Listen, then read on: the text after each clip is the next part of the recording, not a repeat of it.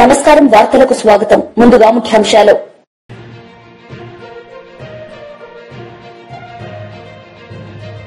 గంగాధర నెల్లూరు నియోజకవర్గ పార్టీ నేతలు కార్యకర్తలతో ముఖ్యమంత్రి సమావేశం.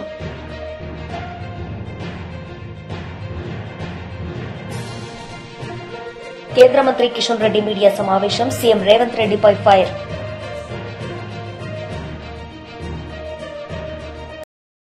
గంగాధర నెల్లూరు నియోజకవర్గ పార్టీ నేతలు కార్యకర్తలతో ముఖ్యమంత్రి సమావేశం నిర్వహించారు. ఈ సందర్భంగా ఆయన ప్రసంగించారు. పోటీకి అర్హుడిని లేవు, నేను కూడా అర్హుడిని కాదు, ఆ సిద్ధాంతం తీసుకొస్తున్నా.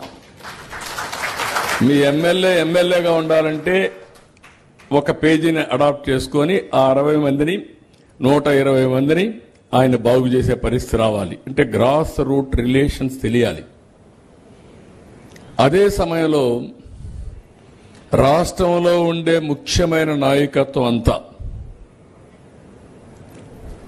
బూత్ కమిటీ కానీ, యూనిట్ కమిటీ కానీ, క్లస్టర్ కమిటీ కానీ కన్వీనర్గా ఉండాలి. ఇక్కడ పర్ఫార్మెన్స్ ఉంటేనే ఆయనకు పదవి. పోటీ ఎమ్మెల్యేగానే చేయాలి, ఎంపీగానే చేయాలి, లేకపోతే ఒక దానికి ఆయన ఇన్ఛార్జిగానే ఉండాలి. వాళ్ళ బాధ్యత ఏంటి?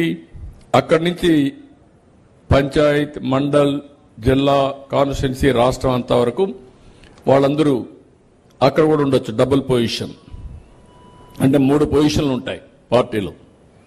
ఒకటి కంపల్సరీగా కేఎస్ఎస్లో ఉండాలి, 2 క్యూబ్స్లో కంపల్సరీగా అడాప్ట్ చేసుకోవాలి.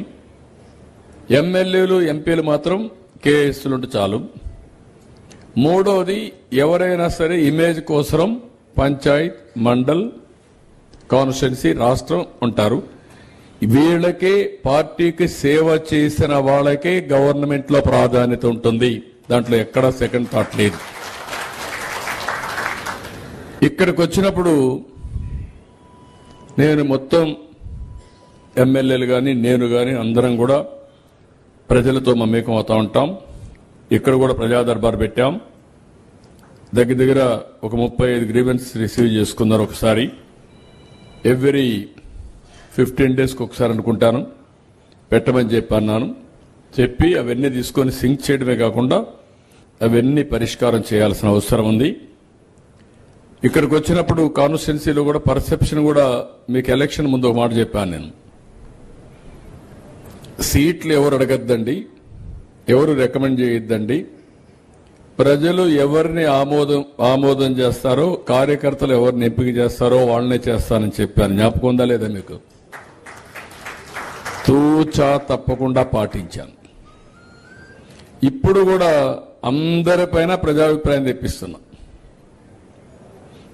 ఎవ్రీ 6 నెలలకు ఒకసారి ప్రజలు నన్ను గురించి ఏమనుకుంటున్నారు, ఓకే, నన్ను గురించి నెగిటివ్గా ఆలోచిస్తే నేను ఎట్ట మార్చుకోవాలి. మంత్రులు, ఎమ్మెల్యేలు, ఎంపీలు అందరూ కూడా మార్చుకోవాల్సిందే.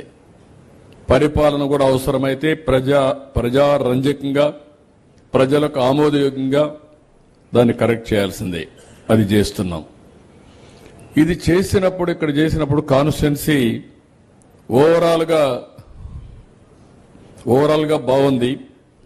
ఇంకా ఎమ్మెల్యే మీద కొద్దిగా తిరగాలనుంది. అది కూడా చెప్పేస్తున్నా. ఇంతవరకు మీరందరూ బాగా నేను చూస్తున్నాను. మా ఎమ్మెల్యే బ్రహ్మాండం, బాగున్నాడు, గోల్డ్ అన్ని చెప్తున్నారు. కానీ ఇంకొంచెం ఈ గోల్డ్ ప్రజలకు మమేకం కావాలి. అది చరిత్రలో శాశ్వతంగా గెలవడానికి వర్కౌట్ చేసుకోవాలి. అలాంటి సిస్టమ్స్ కొన్ని ఎస్టాబ్లిష్ చేసుకోవాలి. అక్కడి నుంచి వస్తే సోషల్ మీడియాలో ఎమ్మెల్యే ర్యాంక్ 180, బాగా చదువుకున్నాడు. ఎక్కడ పోయినా సోషల్ మీడియాలో ఉండాలి. మొత్తం చూస్తే ఫాలోయర్స్ 12,413, టోటల్ పోస్ట్ ఈ 9 నెలల్లో 689, 22,238 వ్యూస్ వచ్చాయి. ఇది యూనిక్ గా, అది కూడా కనుక్కుంటాను నేను. ఇది సోషల్ మీడియా. ఎందుకంటే భవిష్యత్తులో మనం ఏం చేస్తున్నాం, ఇక్కడ కూర్చున్నాం, ఇది ప్రజలకు తెలియాలి. ఎందుకు కూర్చున్నాం, ఇక్కడ ఏ సమస్యలు డిస్కస్ చేస్తున్నాం, మనం ఏ సమస్యలు పరిష్కారం చేశాం, ఇది అనునిత్యం స్టేక్ హోల్డర్స్ మనం చెప్పాల్సిన అవసరం ఉంది. అది చెప్పాలంటే సోషల్ మీడియా భవిష్యత్తులో ఏకైక ఆయుధం. అది ఆ విషయం మీరు గుర్తుపెట్టుకోవాలి. ఎందుకంటే ఒకప్పుడు సోషల్ మీడియాకు ఇంత యాక్సెప్టెన్స్ లేదు. ఇప్పుడు ట్రూత్తో గాని కరెక్ట్గా పెట్టగలిగితే సోషల్ మీడియాకి చాలా వరకు పెనిట్రేట్ అవుతుంది, ప్రజల్లో కూడా విశ్వాసం పెరుగుతుంది. దాన్ని మీరు వర్కౌట్ చేయాల్సిన అవసరం ఉంది. యూట్యూబ్ అయితే. కేంద్ర మంత్రి కిషన్ రెడ్డి మీడియా సమావేశం నిర్వహించారు. ఈ సందర్భంగా పలు అంశాలపై ఆయన మాట్లాడారు.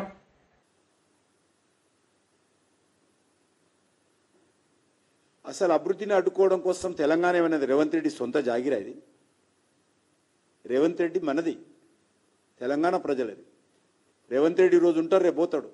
కానీ తెలంగాణకు న్యాయం జరగాలని కోరుకుంటాము, తెలంగాణ అభివృద్ధి జరగాలని కోరుకుంటాము, తెలంగాణలో భారతీయ జనతా పార్టీ బలం పెరగాలని కోరుకుంటాము, ప్రజలకు మేలు జరగాలని కోరుకుంటాము. అంతే తప్ప రేవంత్ రెడ్డి మీద కోపంతో తెలంగాణను అభివృద్ధిని అడ్డుకునేటువంటి అజ్ఞానం కామేమన్న విషయాన్ని అర్థం చేసుకోవాలి. అసలు రేవంత్ రెడ్డిని కూడా వ్యక్తిగతంగా మాకు ఎందుకు విమర్శించాలి? మేము కేసీఆర్ ఉన్నప్పుడు వ్యతిరేకించలేదు అభివృద్ధిని, రేవంత్ రెడ్డి గారు ఉన్నప్పుడు వ్యతిరేకించాము. కేరళలో కమ్యూనిస్ట్ పార్టీ ఉన్నా అక్కడ వ్యతిరేకించాము, తమిళనాడులో డిఎంకే ప్రభుత్వం ఉన్నా వ్యతిరేకించాము, కర్ణాటకలో కాంగ్రెస్ పార్టీ ప్రభుత్వం ఉన్నా వ్యతిరేకించాము. అనేక రకాల అభివృద్ధి కార్యక్రమం అమలు చేస్తూ ఉన్నాము. దేశంలో 7 టెక్స్టైల్ పార్కులు వస్తే ప్రధానమంత్రి గారితో మాట్లాడి ఒప్పించి తెలంగాణకు ఒక ప్రాజెక్టు తెచ్చాను. ఇండస్ట్రియల్ పార్కులు వస్తే తెలంగాణకు ఒకటి తీసుకొచ్చాను. రీజనల్ రింగ్ రోడ్డు తెలంగాణ కోసం వచ్చింది. కానీ ఈరోజు ముఖ్యమంత్రి గారు వివరం ఎట్లుందంటే ఖాళీ పాత్రలు పెద్ద శబ్దం చేస్తాయి. రేవంత్ రెడ్డి గారి వివరం అట్లనే ఉంది.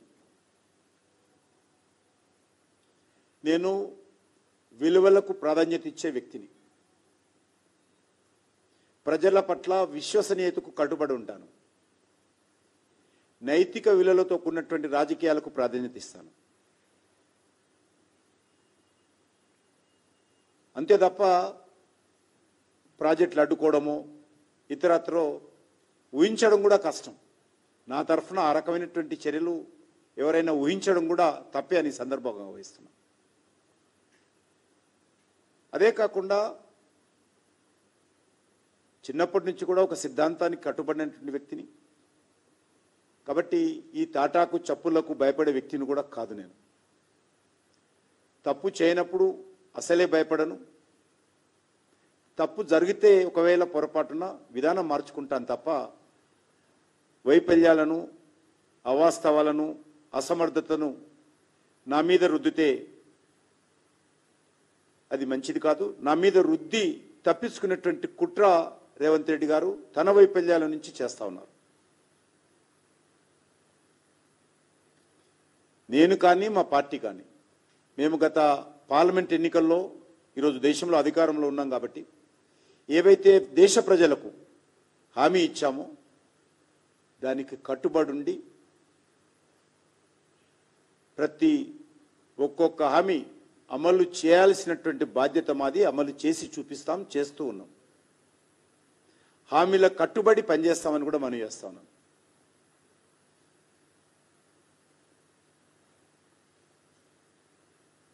కాంగ్రెస్ పార్టీ అనేక రకాల హామీలతో అధికారంలోకి వచ్చింది.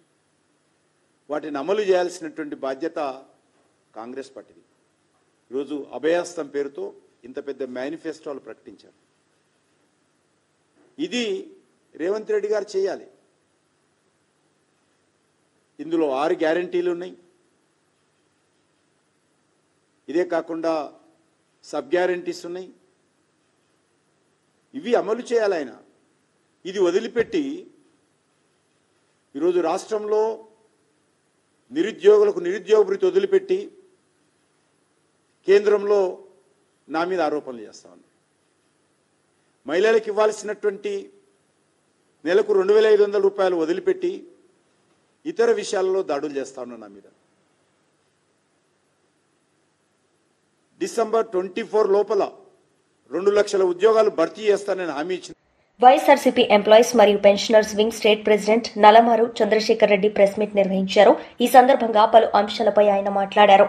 మరి ఎన్నికల సందర్భంగా ఇచ్చినటువంటి హామీలతో చూస్తే మొదటగా సిపిఎస్ విధానంలో ఉన్నటువంటి ఉద్యోగస్తులని అదేవిధంగా సిపిఎస్ను జిపిఎస్ను పునఃసమీక్షించి ఒక ఆమోదయోగ్యమైనటువంటి పరిష్కారాన్ని మేము చేస్తామని చెప్పేసి ఎన్నికల సమయంలో చెప్పడం, దాని ఊసే నేను ఎత్తట్లా. ఆ బడ్జెట్లో దాని గురించి ఎక్కడ ఈ సిపిఎస్ కానీ సిపిఎస్లో ఉంచుతామా, లేకపోతే గవర్నమెంట్ ఆఫ్ ఇండియా ఈ మధ్యన యూనిఫైడ్ పెన్షన్ స్కీమ్ అనేది ఒకటి తీసుకొచ్చింది, మరి దాంట్లో ఉంచుతారా, లేకపోతే సిపిఎస్ను రద్దు చేసి ఓల్డ్ పెన్షన్ స్కీమ్లోకి దాదాపుగా ఈ రోజున రాష్ట్రంలో 3 లక్షల పైగా ఈ యొక్క సిపిఎస్ స్కీమ్లో ఉన్నటువంటి ఉద్యోగస్తులందరూ కూడా బడ్జెట్ వస్తుంది, ఈ రోజు మా గురించి ఏదో చెబుతారు అని ఎదురు చూసి నిన్నంతా కూడా నిరుత్సాహానికి గురైనటువంటి సంఘటన. మరి దాంతోపాటు ఉద్యోగులకు మెరుగైనటువంటి పిఆర్సీని మేము ఇస్తాం మేము గెలిస్తే అని చెప్పి ఎన్నికల సమయంలో మరి వాగ్దానాలు చేసి మేనిఫెస్టోలో చెప్పి ఉద్యోగులను మభ్యపెట్టి ఓట్లు వేయించుకొని గెలిచిన తర్వాత అసలు ఆ పిఆర్సీ గురించి 9 నెలలు గడిచిపోయింది. ఇప్పటికీ 9 నెలలు అయినా కూడా పే రివిజన్ కమిషన్ని అపాయింట్ చేయాల. అపాయింట్ చేస్తే దాని గురించి మరి బడ్జెట్లో ఏమన్నా పెట్టారా అంటే బడ్జెట్లో పెడతారు, పిఆర్సీ మనకు వస్తుంది అని ఎదురు చూస్తున్నటువంటి ఉద్యోగ వర్గం అంతా కూడా విస్మయానికి గురయ్యారు. నిన్న చూస్తూ ఉంటే ఎక్కడా కూడా ఆ పిఆర్సీ అనే మాటే ఎత్తలేదు. అంటే మీరు పిఆర్సీని అపాయింట్ చేస్తారా, లేకపోతే అసలు చెయ్యరా, పిఆర్సీ ఇస్తారా? మరి ఎన్నికల సమయంలో మీరు చెప్పినటువంటి మేనిఫెస్టోలో విషయంలో ఏమైనాయి అని చెప్పేసి కూడా ఈ రోజున ఉద్యోగులంతా కూడా ప్రశ్నిస్తున్నారు అని చెప్పేసి కూడా నేను ఈ సందర్భంగా తెలియజేస్తున్నా. ఆ యొక్క బడ్జెట్లో దీని ప్రస్తావన లేకపోవడం అనేది మమ్మల్ని చాలా బాధించింది అని చెప్పేసి కూడా నేను ఈ సందర్భంగా తెలియజేస్తా ఉన్నాను. అదేవిధంగా మధ్యంతర భృతి, ప్రభుత్వం వచ్చిన వెంటనే మేము మధ్యంతర భృతిని ఇస్తామని చెప్పారు, దాని ఊసే లేదు. దానికి సంబంధించి కూడా బడ్జెట్లో ఎక్కడ కూడా ఈ యొక్క మధ్యంతర భృతి ఉద్యోగస్తులకు సంబంధించి అసలు ఉద్యోగస్తులకు సంబంధించి ఏ విషయమూ మెన్షన్ చేయలేదు. చాలా మంది చూశారు పిఆర్సీకి సంబంధించి ఐఆర్ గురించి దాంట్లో పెడతారు, బడ్జెట్లో పెడితే మనకు ఖచ్చితంగా ఈ ఫైనాన్షియల్ ఇయర్ లో మనకు వస్తుంది అనేటువంటి విషయంలో ఎక్కడా కూడా దాన్ని చేయలా. ఇంతకు ముందు ఉన్నటువంటి ప్రభుత్వం వైఎస్ జగన్మోహన్ రెడ్డి గారి ప్రభుత్వం ఆ రోజున మేము వస్తే ఐఆర్ 27% ఇస్తాము అని చెప్పిన తర్వాత ప్రభుత్వం వచ్చిన వెంటనే మన నెల లోపలనే దాన్ని 27% ఇచ్చినటువంటి ఘనత ఆ రోజు మరి జగన్మోహన్ రెడ్డి గారికి దక్కింది. అదే ఈ రోజున్నటువంటి కూటమి ప్రభుత్వం ఇచ్చినటువంటి హామీ మరి వచ్చిన వెంటనే ఇస్తాము ఐఆర్ అని చెప్పిన తర్వాత ఇంతవరకు దాన్ని ఊసే ఎత్తకుండా ఏమి చేయకుండా బడ్జెట్లో పెట్టకపోవడం అనేది చాలా బాధాకరం అని చెప్పేసి కూడా నేను ఈ సందర్భంగా తెలియజేస్తా ఉన్నాను. అదేవిధంగా మేము 1వ తారీఖునే శాలరీస్ పెన్షన్స్ ఇస్తాం ఉద్యోగస్తులకి పెన్షనర్స్కి అని చెప్పడం, మొన్న కూడా ముఖ్యమంత్రి గారు మరి శాసనసభలో మాట్లాడుతూ చెప్పారు ఉద్యోగస్తులందరికీ. మాజీ మంత్రి కేటీఆర్ సమక్షంలో బీఆర్ఎస్ పార్టీలో వివిధ పార్టీల నాయకులు చేరారు. ఈ సందర్భంగా ఆయన మాట్లాడారు. అసలు ఎక్కడికక్కడ మీరు ఇట్లా తెరుసుడాల్సిన ఇట్లా పైసలు బయటకు వస్తాయని చెప్పిండు. పడ్డాయా పైసలు? మరి టకీమని పడ్డాయా? చెల్లె మీకు 2500 పడ్డాయా? పడ్డాయా అయింది మీకు? శంకర్పల్లిలోకి యాదనకి ఏమని ఇచ్చిండేమి? ఏమి లేవుగా. టకీమని 2500 దిక్కులేవు. ముసలోళ్ళకు పెన్షన్లను ఆశ పెట్టిండు. ఏమన్నాడు ముసలోళ్ళకు? కేసీఆర్ ముసలోనికి ఇస్తుండు, లేకపోతే ముసలవ్వకి ఇస్తుండు, మీరు నాకు గుద్దుండ్రి, గుద్దుతే ముసలోనికి 4000, ముసలవ్వకు 4000, ఇంట్లో ఇద్దరుంటే ఇద్దరికి 4000 ఇస్తా అని చెప్పిండు. పడుతున్నాయా మరి? టకీమని 4000 టాకీ లేదు, టుకీ లేదు. మళ్ళీ రైతులకు చెప్పిండు కేసీఆర్ 10,000 ఇస్తుండు బిచ్చం ఇచ్చినట్టు, నేను 15,000 ఇస్తా అన్నాడు. వచ్చిందా 15,000 కన్నా? రైతు కూలీలకు 12,000 అన్నాడు. ఇక మా ఆడబిడ్డలకు కొద్దిగా బంగారం సెంటిమెంట్ ఉంటుంది కదా, దాన్ని పట్టిండు. పట్టి ఏం చేసిండు? కేసీఆర్ ₹1,00,000 ఇస్తాడు. అది కూడా ఎప్పుడు ఇస్తుండు కేసీఆర్? పిల్లలు పుట్టినకి ఇస్తుండు. మీరు నాకు ఓటెత్తే లగ్న పత్రిక పెట్టుకోగానే తులం బంగారం ఇస్తా అని చెప్పిండు. వచ్చిందా తులం బంగారం వాళ్ళకన్నా? తులం బంగారం మరి బంగారం షాపులో నమ్ముతలేరా? ముఖ్యమంత్రికి బంగారం దొరుకుతలేదా? పతారలేదా? మొత్తానికైతే ఈ రాష్ట్రంలో ఈలనాలని కాదు, అందరు కొంప ఉచ్చుకున్నాడు.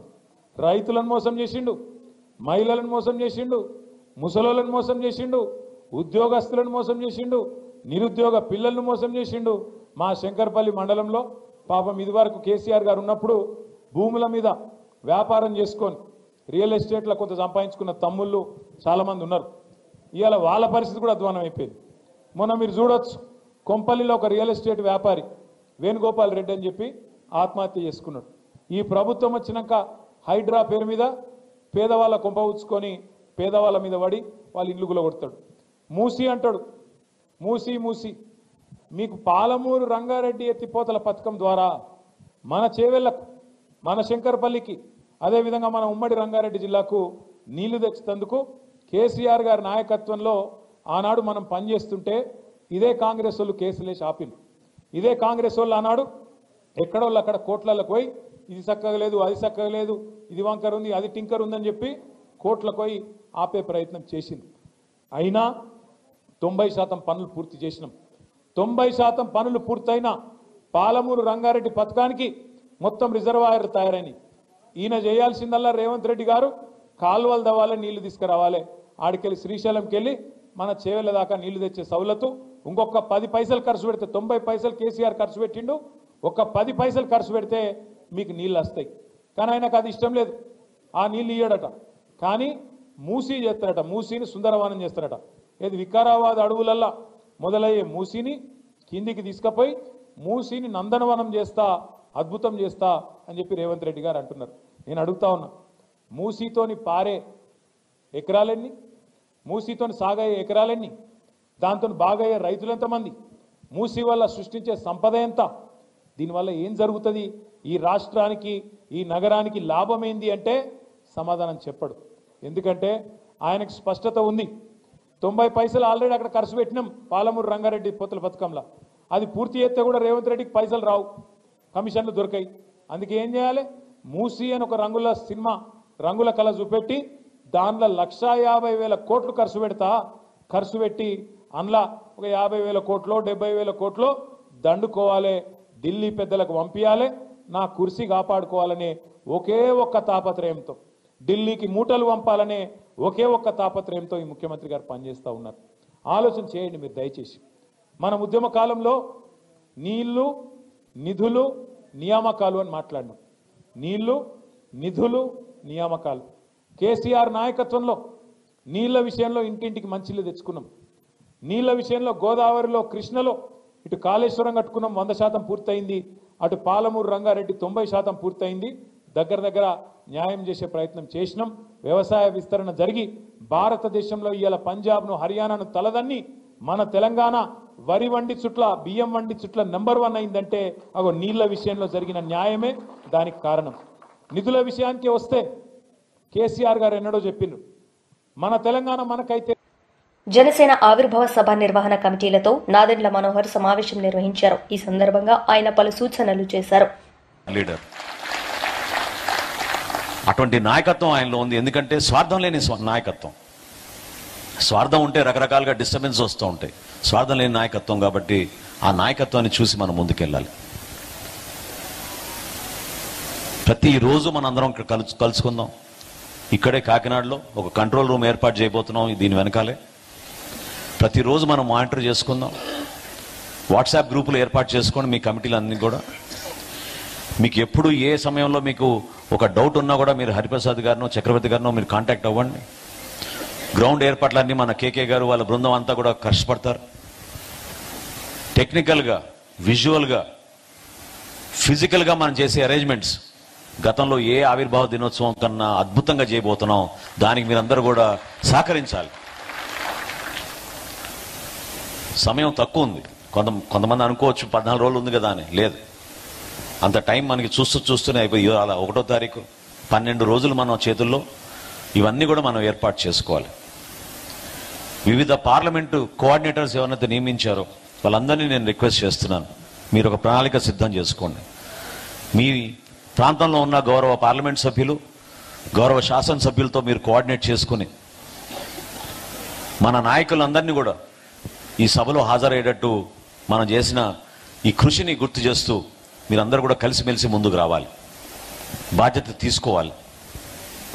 ఎందుకంటే ఇందాక హరిప్రసాద్ గారు చెప్పినట్టు ప్లీనరీ అనుకున్నాం, కానీ ఆ ప్లీనరీ అవకాశం లేదు కాబట్టి ఒకే రోజు మనం సభ నిర్వహించుకుంటున్నాం. కాబట్టి ప్లీనరీ అయితే మనం డెలిగేట్స్ పాసులు వివిధ జిల్లాల నుంచి నాయకత్వాన్ని ఆహ్వానించి మహిళలకి ప్రత్యేకంగా, యువతకు ప్రత్యేకంగా, రైతులకి ప్రత్యేకంగా చిన్న చిన్న మీటింగ్లు ఏర్పాటు చేద్దామని అనుకున్నాం. ఆ సందర్భం లేదు కాబట్టి, అవకాశం లేదు కాబట్టి దీన్ని మాత్రం మనం అద్భుతంగా చక్కటి ఏర్పాట్లతోటి, క్రమశిక్షణతోటి, ఎక్కడ కూడా ఒక చిన్న రోడ్ యాక్సిడెంట్ జరగకుండా ప్రతి జన సైనికుడు బాధ్యతతోటి తన ఇంటికి తిరిగి వెళ్ళేటట్టు, రోడ్డు ప్రమాదం ఎక్కడ జరగకుండా అన్ని విధాలుగా మనం జాగ్రత్తగా ఏర్పాట్లు చేయాల్సిన బాధ్యత కూడా మనందరిపైన ఉంటుంది. ఎప్పుడు కూడా పవన్ కళ్యాణ్ గారు అదే కోరుకుంటారు. ఈ బైక్ ర్యాలీలు ఇవన్నీ చేసి హడావడి పడి ఎవరికైనా ఇబ్బంది కలుగుతుందనే ఒక ఆందోళన, ఆవేదన ఎప్పుడు ఉంటుంది ఆయనలో. ఆయన మనసును కూడా మీరు తెలుసుకునే విధంగా దయచేసి ప్రతి ఒక్కరు కూడా క్రమశిక్షణతో పనిచేయండి. అదేవిధంగా అధికారంలో వచ్చినాక కొన్ని ఇబ్బందికరమైన పరిస్థితులు మనం చూసాం. రాష్ట్రంలో ఎక్కడ కూడా నిధులు సేకరించాలన్నా, కార్యక్రమాలు చేయాలన్నా కూడా చాలా ఇబ్బందికరమైన పరిస్థితులు చూస్తున్నాం. నిన్న బడ్జెట్ సందర్భంలో మేము అందరం కూర్చుని మాట్లాడుకున్నప్పుడు లెజిస్లేచర్ పార్టీలో ఒక ఆలోచన పవన్ కళ్యాణ్ గారికి ఉన్నప్పుడు ప్రజల్లో తీసుకెళ్ళడానికి తగిన విధంగా నిధులు కూడా ఉండాలి. పంచాయతీరాజ్ శాఖలో జల్ జీవన్ మిషన్ కింద ఇంటింటికి మనం కుళాయిలు ఇంటింటికి కుళాయిల ద్వారా రక్షిత మంచినీటి పథకం అందిద్దామని మనం సూపర్ 6లో మనం మాట ఇచ్చాం. భవిష్యత్తులో చక్కటి ఆరోగ్యం ఉండాలి, ఎవరు కూడా నీటి గురించి బిందెలు పెట్టుకుని మోసుకుంటూ కిలోమీటర్ల తరబడి నడవకూడదనేది పవన్ కళ్యాణ్ గారి ఆలోచన. కానీ ఎంత దుర్మార్గంగా గత ప్రభుత్వం, గత పాలకులు 5 సంవత్సరాల్లో రాష్ట్రానికి జరిగిన నష్టం ఈ ఒక్క ఉదాహరణ నేను మీకు చెప్తాను. కేంద్ర ప్రభుత్వం కేటాయించిన 14,500 కోట్ల రూపాయలని జల్ జీవన్ మిషన్ కోసం ఉపయోగించుకోకుండా కేవలం 2,250 కోట్ల రూపాయలు వాళ్ళు ఉపయోగించారు. ఆ కార్యక్రమమే ఈ సంవత్సరానికి ముగిసిపోతుంటే పవన్ కళ్యాణ్ గారు, చంద్రబాబు నాయుడు గారు మొన్న ఢిల్లీకి వెళ్ళినప్పుడు ప్రధానమంత్రి గారిని, కేంద్ర మంత్రి గారిని అభ్యర్థించి ఇది చాలా అవసరం మాకు, సూపర్ 6లో మనం మేనిఫెస్టోలో కమిట్మెంట్ చేశాం, దీన్ని ప్రజల్లోకి తీసుకెళ్లాలని ఆ రోజు రిక్వెస్ట్ చేస్తే మరొక 4 సంవత్సరాలు వాళ్ళు పొడిగించారు. అంటే చూడండి ఒక్కసారి, ఒక్క ఛాన్స్ అన్న వ్యక్తి ఏ విధంగా రాష్ట్రానికి ఇంత నష్టం కలిగించాడో మీరు చూడండి. కేంద్ర ప్రభుత్వం కేటాయించిన నిధులు కూడా ఉపయోగించుకోకుండా దుర్మార్గంగా మన రాష్ట్రానికి అంత నష్టం కలిగించారు.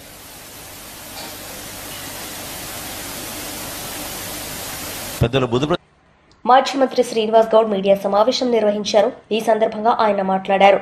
ఈ సందర్భంలో కూడా ఎదురు తిరిగి ఏ రకంగా సమాధానం చెప్పిన ఆ రోజుల్లో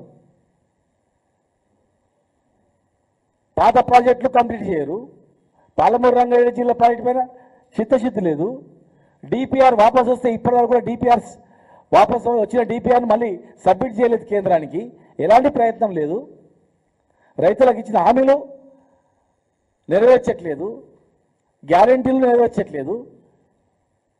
మీ హయాంలో ఎన్ని కూలిపోతున్నాయి. నిన్న ఎస్ఎల్బిఎసి, మొన్న పెద్దవాగు కొట్టుకుపోయింది, అంతకుముందు సుంకిశాల. అరే ఒక పిల్లలు కాళేశ్వరం దగ్గర పిల్లలు ఇట్లా కింద కొంచెం ఇట్లా కుంగితే రాహుల్ గాంధీ కూడా చూసిండు. మరి ఇలా 8 మంది చిక్కుకుపోయినరు, కూలిపోయింది. మరి రాహుల్ గాంధీ రారా? చచ్చిపోతే మనుషులు చచ్చిపోతే రారా? టన్నెలు మొత్తం పుడిపోతే రారా? టన్నలు మొత్తం కూరుకుపోతే రారు, ప్రాణాలు పోతే రావు, ఉట్టి పిల్లలు కుంగిపోతేనే ఊరుకొస్తారా? ఇది రాజకీయం మీరా మేమా? ఈరోజు వారు కూడా వచ్చి ఎట్లా పోయింది అని పరిశీలించింటే, రాహుల్ గాంధీ గారు కూడా వచ్చి అక్కడ చూసింటే వారికి అర్థమవుతుండే అసలు ఏం జరుగుతుంది అనేది. అందుకే మేము అడుగుతా ఉన్నాం, పర్యటించండి. ఎలక్షన్ ముందట్లయితే పర్యటించిన రాహుల్ గాంధీ గారు తెలంగాణలో పర్యటించండి. వరంగల్ వస్తే మొన్న వచ్చింటే బాగుండేది. మీరు ఎక్కడెక్కడైతే ఏ హామీలు ఇచ్చిపోయినరో, ఎక్కడెక్కడైతే మీరు వచ్చి ప్రసంగాలు చేసిపోయినరో, మీరు ఆ ప్రాంతాలు వచ్చి పరిశీలించాలి, తిరగండి. మీ ప్రభుత్వం కదా, ఆ రోజు అంటే మేము అడ్డుకుంటామని చెప్పి ఉండొచ్చు. ఈరోజు మీ ప్రభుత్వమే కదా. సోనియా గాంధీ గారు ఎక్కడైతే మాట్లాడిపోయిందో ఆ ప్రాంతాన్ని పరిశీలించండి. కనీసం ప్రియాంక గాంధీ ఎక్కడైతే వచ్చి ఆమె మాట్లాడిపోయిందో ఆ ప్రాంతంలో పర్యటన చేసి ఆ ప్రాంత ప్రజలతో అడగండి, మీరు ఇచ్చిన హామీలు ఏమైంది, తెలంగాణ ఏమవుతుంది, ఎక్కడికి పోతుంది, ఎక్కడున్న తెలంగాణ గ్రాఫ్ ఎక్కడ పడిపోతుంది. మీరు మాట్లాడినప్పుడు తెలంగాణ ఏ గ్రాఫ్లో ఉండే, ఇవాళ మీరు గవర్నమెంట్ వచ్చిన 15 నెలల తర్వాత ఈ తెలంగాణలో ఎక్కడ ఉంది? కేవలం మీరు మాట్లాడిన అంశాలు, మీరు మాట్లాడించినటువంటి హామీల మీదనే మీరు ఒకసారి పర్యవేక్షించుకోండి. ఇది పద్ధత అనేది. హరీష్ రావు గారు కాళేశ్వరం ప్రాజెక్టు గురించి వైసీపీ లీడర్ మాజీ ఎంపీ మార్గాని భరత్ మీడియా సమావేశం నిర్వహించారు. ఈ సందర్భంగా ఆయన మాట్లాడారు. గొప్పగా చేశాడు, అది పురాణం, ఓకే, బాగానే ఉంది. ఆయన చెప్పిన అంశం ఏంటంటే సామాన్యుడు సంక్షేమమే తన సంక్షేమంగా భావించాడు చంద్రగుప్త మౌర్యుడు అని చెప్తా ఉన్నాడు. నేను ఇవాళ అడుగుతా ఉన్నా, ఇవాళ మీరు 2వ సంవత్సరం బడ్జెట్ మీరు ప్రవేశపెడతా ఉన్నారు కదా, మరి సామాన్యుడి యొక్క సంక్షేమము మీరు సూపర్ 6 హామీలు కదా ఇచ్చారు. సూపర్ 6 హామీలకి నిమిత్తము మీరు బడ్జెట్లో ఎందుకు ప్రవేశపెట్టలేదు అని నేను ఇవాళ సూటిగా ప్రశ్నిస్తా ఉన్నాను ప్రభుత్వాన్ని.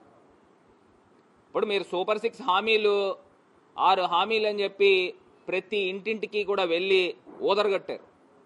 ఏమని చెప్పుకున్నారండి ఆయన? ప్రతి ఇంటింటికి కూడా వెళ్ళి ఏమని చెప్పాడనంటే, రైతులకి అన్నదాత సుఖీభవ కిందన 20,000 రూపాయలు ఇస్తానని చెప్పాడు. మరి 20,000 రూపాయలు లాస్ట్ బడ్జెట్లో కూడా పెట్టారు వీళ్ళు. బడ్జెట్లో అంకిల గారెడ్డి బాగానే ఉంది, కానీ ఇవాళ మీరు లాస్ట్ బడ్జెట్లో 20,000 రూపాయలు ప్రతి రైతన్నకి ఇస్తాను, 55 లక్షల మంది రైతన్నలు ఉన్నారు కదా, మరి లాస్ట్ బడ్జెట్లో పెట్టింది మీరు ఎందుకు ఇంప్లిమెంట్ చేయలేదని వాళ్ళు మేము ప్రశ్నిస్తున్నాం. రాష్ట్రంలోని ఇండస్ట్రియల్ ట్రైనింగ్ ఇన్స్టిట్యూట్స్ ను అడ్వాన్స్ టెక్నాలజీ సెంటర్లుగా తీర్చిదిద్దుతున్న పనుల పురోగతిపై ముఖ్యమంత్రి రేవంత్ రెడ్డి గారు ఆరా తీశారు. టాటా టెక్నాలజీస్ సహకారంతో ఐటీఐలను ఏటీసీలుగా ఆఫ్ గ్రాడ్యుయేషన్ పనులపై ముఖ్యమంత్రి గారు కార్మిక శాఖ ఉన్నత స్థాయి అధికారులతో సమావేశంలో సమీక్షించారు. వార్తలు ముగించే ముందు ముఖ్యాంశాలు మరోసారి.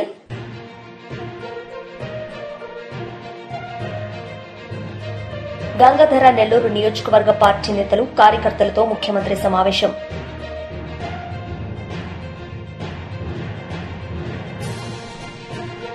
కేంద్ర మంత్రి కిషన్ రెడ్డి మీడియా సమావేశం. సీఎం రేవంత్ రెడ్డిపై ఫైర్.